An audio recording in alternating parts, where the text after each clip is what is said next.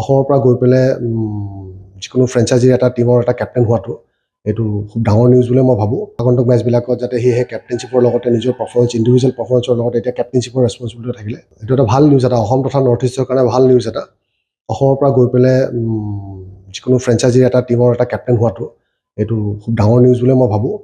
আৰু আগন্তুক মেচবিলাকত যাতে সেই কেপ্টেইনশ্বিপৰ লগতে নিজৰ পাৰফৰ্মেঞ্চ ইণ্ডিভিজুৱেল পাৰফৰ্মেঞ্চৰ লগতে এতিয়া কেপ্টেইনশ্বিপৰ ৰেছপঞ্চিবিলিটি থাকিলে সেইটো এটা বহুত ডাঙৰ ৰেছপঞ্চিবিলিটি। মই ভাবোঁ যে সি ভালকৈ সেইটো বস্তু নিয়াৰিকৈ পালন কৰি যাব বুলি মই আশাবাদী। প্ৰায় ভালেই থাকে যে বোলে যেনেকৈ আজি কিছু বছৰৰ পৰাতো IPL খেলি আছে, কিন্তু লাষ্ট ইয়াৰ যিটো পাৰফৰ্মেঞ্চ গ'ল বা যিটো তাৰ ছিজন গ'ল, ঠিক আশা কৰিম তেনেকৈ যাতে সেনেকুৱা ধৰণৰ ছিজনে যায় ইণ্ডিভিজুৱেলি। আৰু প্লাছ যেনেকৈ যোৱাবাৰ যেনেকৈ চেম্পিয়ন হ'ব নোৱাৰিলে, যাতে নিজৰ ইণ্ডিভিজুৱেল পাৰফৰ্মেঞ্চটো থাকিবই, লগত যাতে টিমক জিকাই লৈ গৈ পেলাই ৰাজস্থান টিমক চেম্পিয়ন কৰাব পাৰে, মই সেইটোৱে আশাবাদী। ষ্টেপ বাই ষ্টেপ যোৱাটো ভাল। এতিয়া IPL ছিজনটো আহিছে, IPLটো বহুত সৰু ছিজন নহয়, বহুত দীঘলীয়া ছিজন, 2 মাহৰ ছিজন বুলি ক'ব পাৰি। এতিয়া সেই ছিজনটো যাওক, তাৰে পাৰফৰ্মেঞ্চৰ ওপৰত ডিপেণ্ড কৰিব তেনেকৈ নেক্সট ষ্টেপটো কেনেকৈ লোৱা হ'ব। প্ৰস্তুতি চলি আছে। মই প্ৰস্তুতি সেই তাৰ ইঞ্জুৰিৰ পিছৰ ফালৰ পৰাই ইঞ্জুৰিৰ পৰা যেতিয়া সি ৰিকভাৰী কৰি ওলাইছে, তাৰপিছৰ পৰাই সেই প্ৰেক্টিছটো কণ্টিনিউ কৰি আছে। এইটো এটা ভাল নিউজ এটা অসম তথা নৰ্থ ইষ্টৰ কাৰণে ভাল নিউজ এটা। অসমৰ পৰা গৈ পেলাই যিকোনো ফ্ৰেঞ্চাইজিৰ এটা টিমৰ এটা কেপ্টেইন হোৱাটো এইটো খুব ডাঙৰ নিউজ বুলি মই ভাবোঁ। আৰু আগন্তুক মেচবিলাকত যাতে সেই কেপ্টেইনশ্বিপৰ লগতে নিজৰ পাৰফৰ্মেঞ্চ ইণ্ডিভিজুৱেল পাৰফৰ্মেঞ্চৰ লগতে এতিয়া কেপ্টেইনশ্বিপৰ ৰেছপঞ্চিবিলিটি থাকিলে সেইটো এটা বহুত ডাঙৰ ৰেছপঞ্চিবিলিটি।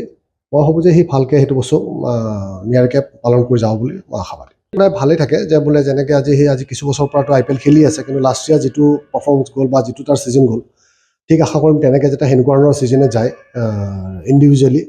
আৰু প্লাছ যেনেকৈ যোৱাবাৰ যেনেকৈ চেম্পিয়ন হ'ব নোৱাৰিলে, যাতে নিজৰ ইণ্ডিভিজুৱেল পাৰফৰ্মেঞ্চটো থাকিবই, লগত যাতে টিমক জিকাই লৈ গৈ পেলাই ৰাজস্থান টিমক চেম্পিয়ন কৰাব পাৰে, মই সেইটোৱে আশাবাদী। ষ্টেপ বাই ষ্টেপ যোৱাটো ভাল। এতিয়া IPL ছিজনটো আহিছে, IPLটো বহুত সৰু ছিজন নহয়, বহুত দীঘলীয়া ছিজন, 2 মাহৰ ছিজন বুলি ক'ব পাৰি।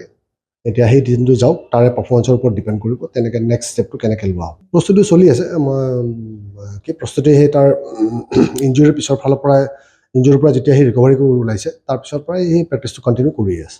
এইটো এটা ভাল নিউজ এটা অসম তথা নৰ্থ ইষ্টৰ কাৰণে ভাল নিউজ এটা।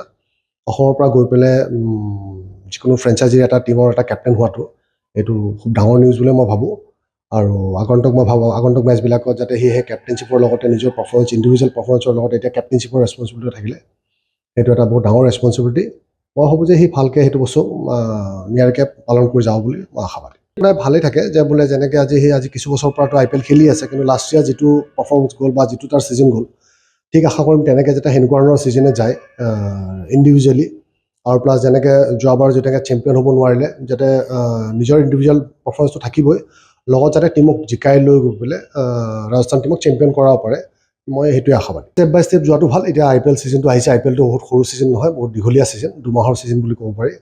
এতিয়া সেই ছিজনটো যাওক, তাৰে পাৰফৰ্মেঞ্চৰ ওপৰত ডিপেণ্ড কৰিব তেনেকৈ নেক্সট ষ্টেপটো কেনেকৈ লোৱা হ'ব। প্ৰস্তুতি চলি আছে। মই প্ৰস্তুতি সেই তাৰ ইঞ্জুৰিৰ পিছৰ ফালৰ পৰাই ইঞ্জুৰিৰ পৰা যেতিয়া সি ৰিকভাৰী কৰি ওলাইছে, তাৰপিছৰ পৰাই সেই প্ৰেক্টিছটো কণ্টিনিউ কৰি আছে।